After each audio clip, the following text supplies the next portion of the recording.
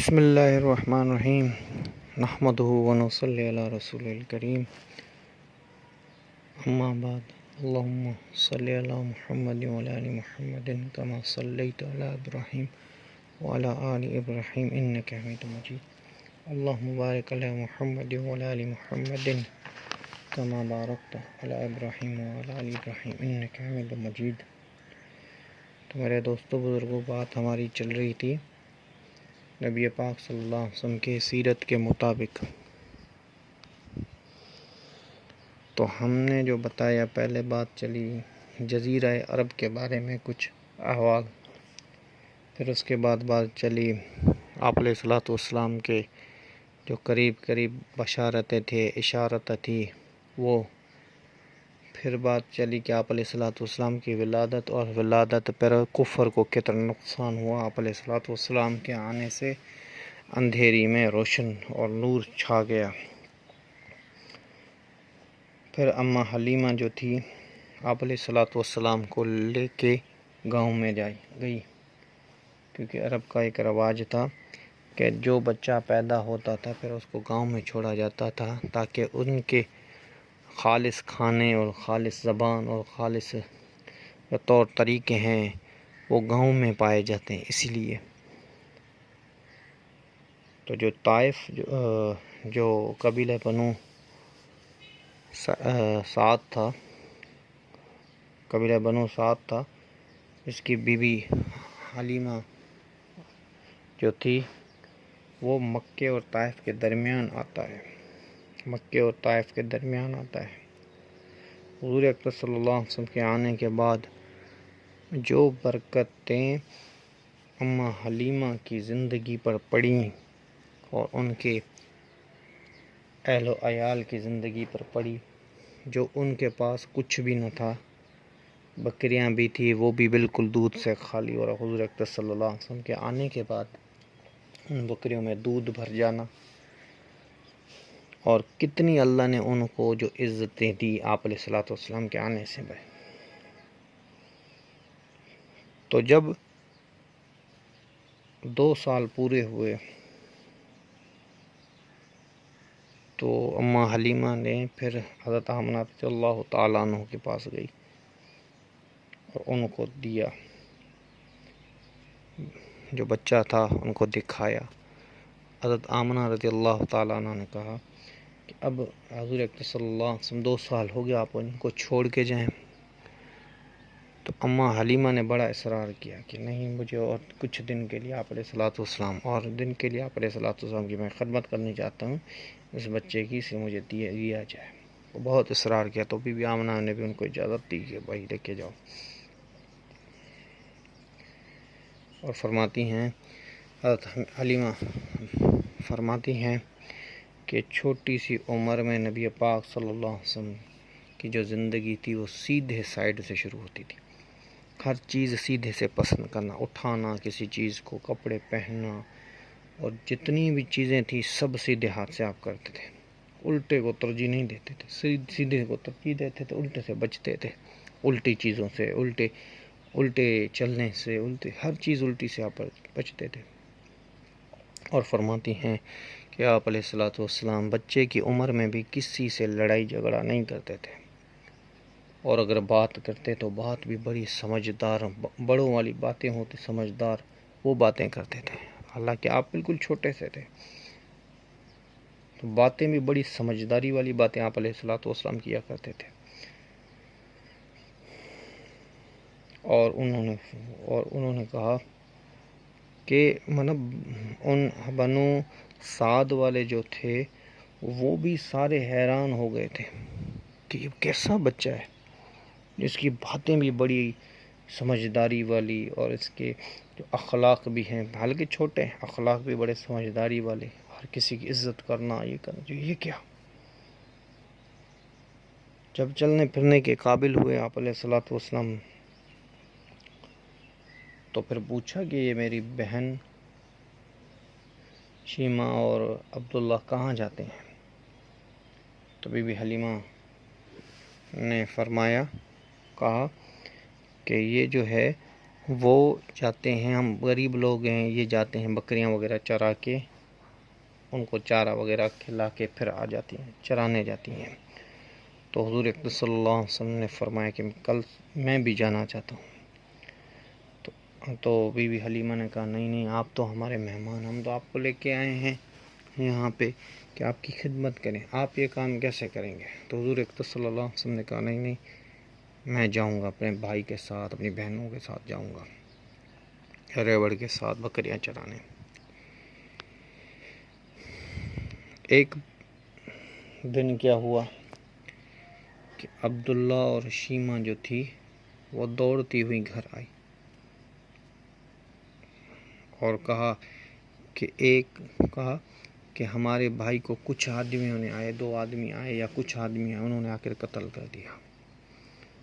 تو be be Halima کہتی ہیں کہ میرے تو پاؤں کے نیچے جو سی زمین ہی نکل گئی ہو، کیونکہ قریش کی امانت ہے۔ اب میں عبد المطلب کو اور بی بی آمنہ کو کیا جواب دوں گی؟ قریش کی امانت ہے، اور قریش کی امانت گئی ہے تو قریش بڑا ہم سے ناراض ہوں گے۔ تو میرے زمین کے نیچے سے پاؤں ہی نکل گئے۔ میں نے خاندان والوں کو بلایا اور جلدی سے جا کے جہاں پہ آپ علیہ الصلوۃ والسلام تھے، بکریاں چرانے گئے تھے، وہاں پہ گئی اور سب کو میں نے جمع کر کے خاندان والوں کو لے کے گئی وہاں۔ میں پتہ نہیں کیا ہو گیا۔ تو وہاں پہ جب پہنچی تو دیکھا کہ آپ علیہ الصلوۃ والسلام درخت کی ٹہنی کے نیچے کھڑے ہوئے ہیں۔ آپ علیہ الصلوۃ والسلام کا جو چہرہ ہے وہ بالکل پریشانی میں جیسے ہوتا ہے ویسے ہوا پڑا تھا۔ تو میں نے دیکھا، میں نے بھی تو بالکل ٹھیک ہے، بالکل ٹھیک ہے۔ تو میں نے کہا کہ آپ کو کیا ہوا؟ اس نے کہا پتہ نہیں، 2 آدمی آئے تھے آسمان سے، انہوں نے مجھے پکڑا اور مجھے لٹایا، اور آپ علیہ السلام نے کہا کہ میں یہ سب دیکھ رہا ہوں۔ انہوں نے لٹایا اور مجھے سینے سے لے کے ناف تک پورے کو کاٹا، پھر نیل باہر نکالی اور پھر دل باہر نکالا۔ میرا دل جو تھا گال اور اس کے لال کلر کی کوئی چیز تھی اندر سے نکالی۔ پھر اس کو انہوں نے دھویا اور پھر اس کے بعد ایک ٹکڑا جب وہ لگانے والے تھے تو ایک ٹکڑا ان کا جو تھا اس دل میں تھا، اس کو اٹھا کے اور انہوں نے پھینک دیا، اور انہوں نے کہا ہاذا شیطان، یہ وہ جگہ ہے جہاں شیطان وسوسے ڈالتا، ہاذا شیطان۔ تو انہوں نے پھر اس کو پورا سی دیا۔ تو آپ علیہ الصلوۃ والسلام کا یہ جو تاریخ میں آتا ہے، یہ پہلا آپریشن تھا۔ دوسرا جو آپ علیہ الصلوۃ والسلام کا جو آپریشن تھا وہ ہوا تھا جب آپ معراج کی رات جا رہے تھے تب۔ تو بہرحال بات کرنے کا مقصد یہ ہے کہ اللہ جل شانہ نے ساری چیزوں کو صاف کر دیا نا، ہر چیز کو صاف، پر اس ٹانکوں کو انہوں نے رہنے دیا اللہ پاک نے۔ تو بی بی صاحبہ نے کہا میں نے دیکھا کہ وہ ٹانکے اس پہ لگے ہوئے تھے، کیونکہ اللہ جل شانہ نے اس وقت کے لوگوں کے لیے یہ ایک عبرت بنا دی، بھئی میں ایسا بھی کر سکتا ہوں۔ ٹانکے لگے ہوئے تھے کہ بھئی آپ کو سمجھ میں آ جائے، ورنہ اللہ چاہتا تو یہ ٹانکے بھی ختم کر دیتا۔ اللہ جل شانہ نے آپ علیہ الصلوۃ والسلام کے لیے شک کے قلبی کہا، شک کے قلبی، کہ میں نے دل کو چیرا ہے، شک کے قلبی۔ ہاں، آج تک مسلمان جو ہیں وہ یہ بات پہ آتے ہیں کہ اللہ کے رسول کا نا شک کے قلبی نہیں ہوا، بلکہ آپ کے دل کو کھولا گیا۔ شرح صدر، جس کو ہم کہتے ہیں شرح صدر۔ پر بھئی اگر شرح صدر ہوتا تو اللہ جل شانہ واضح طور پہ کہہ دیتا، جیسے الم نشرح لک صدرک، کیا نبی ہم نے آپ کے سینے کو کھولا نہیں ہے؟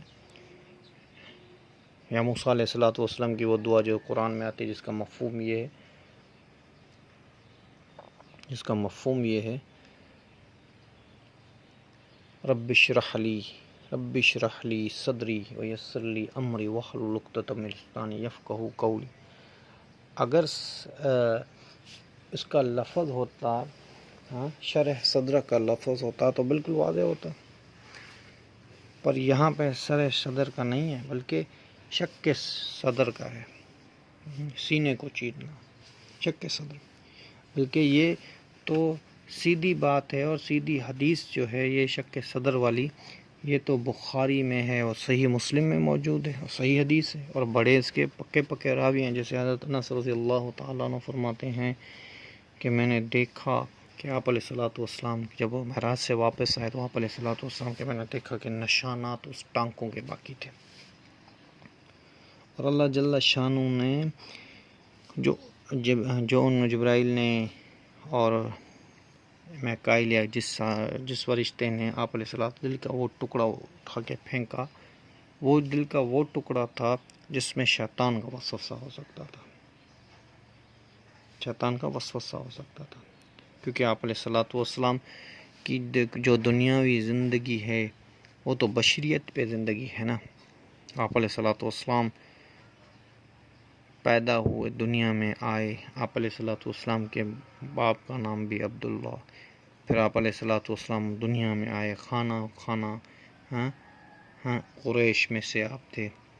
ساری جو انسانی چیزیں وہ آپ علیہ الصلوۃ والسلام شادیاں کیں، آپ علیہ الصلوۃ والسلام کے بچے ہوئے، آپ علیہ الصلوۃ والسلام کے جو زندگی ہے جیسے ہماری زندگی ہے بشر کی، ویسی اللہ کے رسول کے بشر کے پر سید البشر ہیں،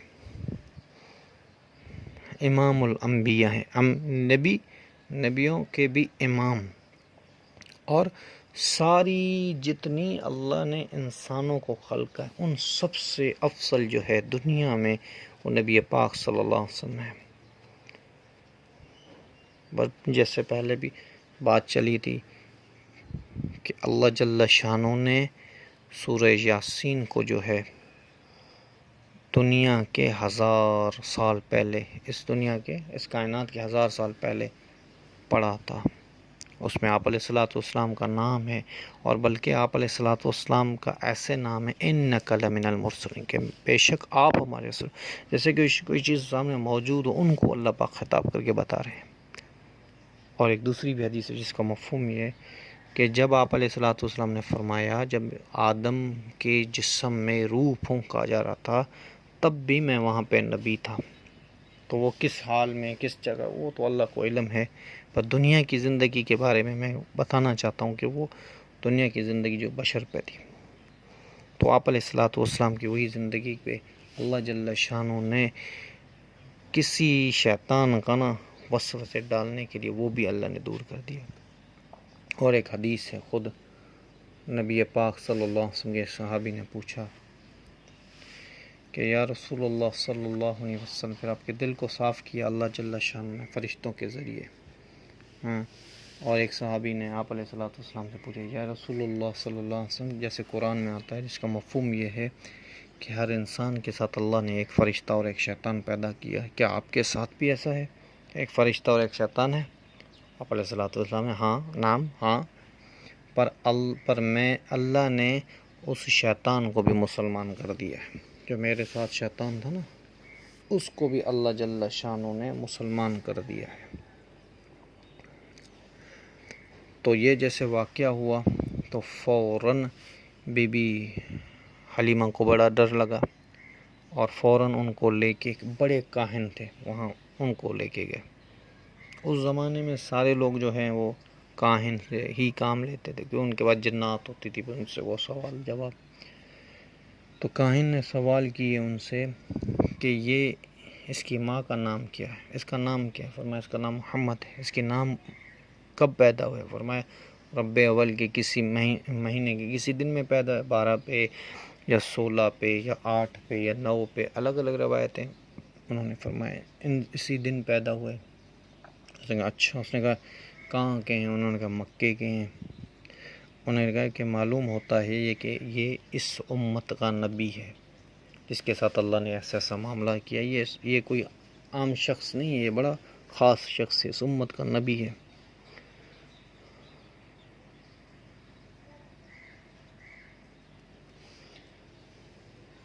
تو بی بی حلیمہ جو ہیں وہ فرماتی ہے کہ میں بڑی ڈر گئی تھی، تو میں پھر ان کو لے کے واپس آ گئی اماں آمنہ کے پاس، بی بی آمنہ کے پاس لے کے آ گئی واپس، اور ان کو میں نے یہ ساری باتیں بتائی کہ ایسے ایسے ایسے اب میں بچے کو واپس کرنے آئی ہوں۔ تو حضرت آمنہ نے کہا کہ آپ نے تو بڑے اصرار کے بعد لے کے، اس نے کہا ہاں وہ تو میں بڑے اصرار سے لے کے گئی تھی، پر ایسے ایسے واقعہ مجھ پہ ہوا، ایسے ایسے واقعات میرے ساتھ ہوئے جس پہ اب مجھے ڈر لگتا ہے کہ اس بچے کو کچھ ہو نہ جائے۔ اور اس کاہن نے یہ بھی کہا کہ اس کا بڑا خیال رکھنا، کیونکہ لوگ بڑے دشمن ہیں اس کا بڑا خیال رکھنا۔ تو بی بی آمنہ کہتی ہیں کہ میں نے فرمایا کہ کیا آپ اس ڈر سے کر رہے ہیں کہ نبی پاک صلی اللہ علیہ وسلم پر نعوذ باللہ کسی جنات کا سایہ ہے؟ تو بی بی حلیمہ نے کہا کہ ہو سکتا ہے۔ تو بی بی آمنہ رضی اللہ تعالی عنہ نے کہا کہ کبھی نہیں، کیونکہ جب نبی پاک صلی اللہ علیہ وسلم پیدا ہوئے تھے اسی وقت میں نے اللہ کی پناہ میں دے دیا تھا کہ یا اللہ تیری پناہ چاہتی ہوں ہر شیطان، ہر جنات سے۔ تو ایسا ہو ہی نہیں سکتا کہ آپ علیہ السلام پہ کسی شیطان کا یا کسی جنات کا سایہ ہو جائے۔ حالانکہ مطلب مشرکین مکہ کے لوگ تھے نا، تو اتنا اثر کہ آپ علیہ السلام کے جو ماں تھے یا دادا تھے ان کے دل میں ایسا اللہ کا جو بیٹھا ہوا تھا کہ ہر چیز اللہ سے مانگ کے پھر بولیں اس کے بعد تو کچھ نہیں ہوگا۔ تو انشاءاللہ زندگی رہی تو اس کلام پہ آگے بھی بات ہوگی۔ سبحان ربک رب العزت عما یصفون والسلام علی المرسلین والحمد للہ رب العالمین وما علینا الا البلاغ۔ بسم اللہ